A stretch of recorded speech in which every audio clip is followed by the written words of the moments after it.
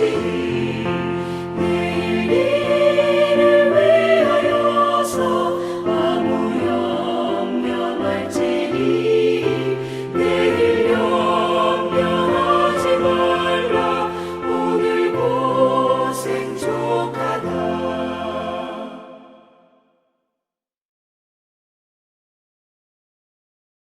추수감사절 특별 새벽 기도의 마지막 날입니다. 하나님의 크신 은총과 은혜가 살아가는 모든 삶의 자리마다 충만한 기쁨과 감사로 임하시기를 축복합니다. 기도하겠습니다. 하나님 아버지, 한 주를 특별 새벽 기도의 기간으로 말씀을 통해 우리를 살피고 우리의 진정한 감사의 이유가 무엇인가를 확인받게 하신 것을 인하여 감사합니다. 이것이 한 해의 어떤 특별한 시간으로 끝나는 것이 아니라 우리 매일의 삶이 하나님, 우리 아버지로 인하여서 진정한 기쁨과 감사의 이유를 발견하고 그 속에서 하나님을 찬양하는 우리의 모든 삶의 자리가 되게 하옵소서. 오늘도 말씀을 나눌 때에 성령의 위로하심이 모든 심령 가운데 임하길 소망하며 예수님의 이름으로 기도하옵나이다. 아멘. 오늘 함께 나눌 하나님의 말씀은 시편 116편 1절로 19절 말씀입니다. 시편 116편 1절부터 19절을 읽겠습니다. 여호와께서 내 음성과 내 간구를 들으심으로 내가 그를 사랑하는도다. 그의 귀를 내게 기울이셨으므로 내가 평생에 기도하리로다. 사망의 줄이 나를 두르고 스올의 고통이 내게 이르므로 내가 환난과 슬픔을 만났을 때에 내가 여호와의 이름으로 기도하기를 여호와여 주께 구하오니 내 영혼을 건지소서 하였도다. 여호와는 은혜로우시며 의로우시며 우리 하나님은 긍휼이 많으시도다. 여호와께서는 순진한 자를 지키시나니 내가 어려울 때에 나를 구원하셨도다. 내 영혼아 내 평안함으로 돌아갈지어다. 여호와께서 너를 후대하심이로다. 주께서 내 영혼을 사망에서 내 눈을 눈물에서 내 발을 넘어짐에서 건지셨나이다. 내가 생명이 있는 땅에서 여호와 앞에 행하리로다. 내가 크게 고통을 당하였다고 말할 때에도 나는 믿었도다. 내가 놀라서 이르기를 모든 사람이 거짓말쟁이라 하였도다. 내게 주신 모든 은혜를 내가 여호와께 무엇으로 보답할까? 내가 구원의 잔을 들고 여호와의 이름을 부르며 여호와의 모든 백성 앞에서 나는 나의 서원을 여호와께 갚으리로다. 그의 경건한 자들의 죽음은 여호와께서 보시기에 귀중한 것이로다. 여호와여 나는 진실로 주의 종이요 주의 여종이 아들 곧 주의 종이라 주께서 나의 결박을 푸셨나이다. 내가 주께 감사제를 드리고 여호와의 이름을 부르리이다. 내가 여호와께 서원한 것을 그의 모든 백성이 보는 앞에서 내가 지키리로다. 예루살렘아 내 한가운데에서 곧 여호와의 성전 뜰에서 지키리로다. 할렐루야. 시편 113편부터 118절까지는 6월절에 불려진 노래들로 할렐 시편이라 이름 붙여진 그런 시편들입니다. 그중 116편은 출애굽의 구원에 대한 은혜를 기억하고 하나님을 찬송하는 노래입니다. 데이빗 딕스는 이 시의 내용을 하나님의 구원 은혜에 대한 세 가지 감사의 결단으로 해석을 합니다. 첫째는 하나님을 사랑하는 마음으로 기도하고 하나님만을 의뢰하겠다는 내용과 그 이유와 동기입니다. 둘째는 사람들 앞에서 살아가지만 하나님의 목전에서 살겠다는 결단과 그 이유 그리고 동기를 밝히고 있는 부분이고요. 끝으로 슬픈 시절에 했던 서원을 갚기 위하여 찬양과 봉사를 그치지 않겠다는 결단입니다. 데이빗 딕스는 이 시편 116편의 내용을 이와 같이 세 가지 감사의 결단으로 구분하고 있는 것입니다. 자, 그렇다면 시인의 첫 번째 결단은 하나님을 사랑하고 평생 기도하겠다는 것입니다. 여러분, 얼마나 귀한 결단입니까? 그는 죽음과 같은 고통 속에서 하나님의 은혜를 입은 경험이 있고 그 은혜를 기억하고 있습니다.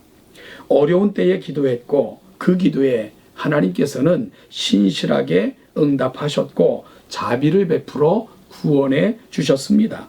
그러니 어찌 평안한 때라고 하나님께 나아가지 않을 수 있겠습니까? 참된 신앙은 어려울 때뿐만 아니라 어려움에서 건져주신 이후에도 엎드리는 것입니다. 그러므로 하나님이 나의 어려울 때 함께 하셨음은 여전한 은혜로 나와 함께 하심을 믿으면서 진정으로 감사할 수 있는 거죠. 두 번째 결단은 세상을 살되 하나님의 눈 앞에서 살겠다는 것입니다. 그는 내가 크게 고통을 당하였다고 말할 때에도 나는 믿었도다 라고 고백을 합니다. 믿음은 고난의 현실을 무시하지 않으면서 하나님을 붙잡고 신뢰하는 그런 태도입니다. 믿기 때문에 말한다는 것은 복된 일이고 이런 확신을 가지고 하는 말은 강하고 힘이 있습니다. 그는 실로 큰 고난을 당했었고요. 매우 놀라서 사람들에게 실망해서 다 거짓말쟁이들이라고 말하기도 했습니다. 신실하게 믿음으로 사는 사람들이 있지만 사람의 마음은 근본적으로 다 부패하였고 거짓됩니다. 그러니 절대적으로 신뢰할 수 있는 분은 하나님 한 분뿐이십니다. 시인은 모든 환난에서 건지신 하나님께 구원의 잔을 들고 감사합니다.